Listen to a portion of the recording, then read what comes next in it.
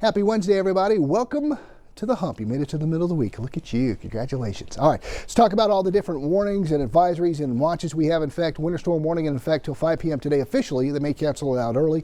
So that low really is pushing to our south and taking the moisture with it. Crazies could get another 6 inches with gusts as high as 75. The Beartooths could pick up another 4 to 8 inches, especially in the west and southwest facing slopes, with gusts up to 70 miles an hour. Winter weather advisory in effect until 5 p.m. today for the Priors in the northern Bighorn Mountains here in Montana, down in Wyoming, the northeast Bighorn Mountains. Another 5 inches possible, gusts as high as 40 miles an hour.